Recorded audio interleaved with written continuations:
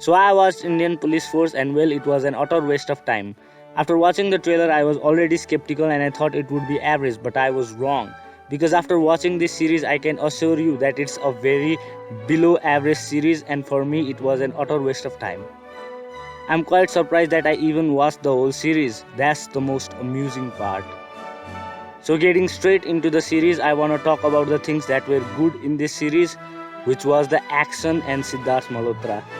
Action choreography especially was what I found good and Sidharth Malhotra did a decent job. These were the only good things about this series. And getting into the things that were bad, let's start from the acting performances. Vivek, Oberoi and Shilpa Shetty have done an absolutely terrible job. I had already called their acting out in the trailer for being bad, but I didn't know it was this bad.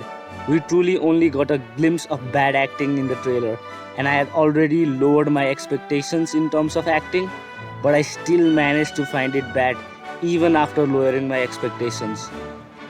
The cinematography is bad and the yellow color grading is terrible. There are so many drone shots that you feel tired of watching drone shots. The story is nothing new. You have watched the same story God knows how many times. The non-linear storytelling makes you more confused than intrigued. The non-linear storytelling actually makes the show worse. The world building is not good at all. When you are choosing to make a series over a movie, you should have focused on proper world building, but no. Let's not even talk about the characters. Nothing new and just bad writing. This series has a very bad writing. I almost forgot to talk about the editing of this movie because the editing is also very abrupt and just bad. This was an utter waste of time. You can watch this if you want to waste your time, but I suggest not watching this series. And I'm very nervous about Singham 3. Like I'm genuinely very nervous about Singham 3. And well, that's about it. Subscribe.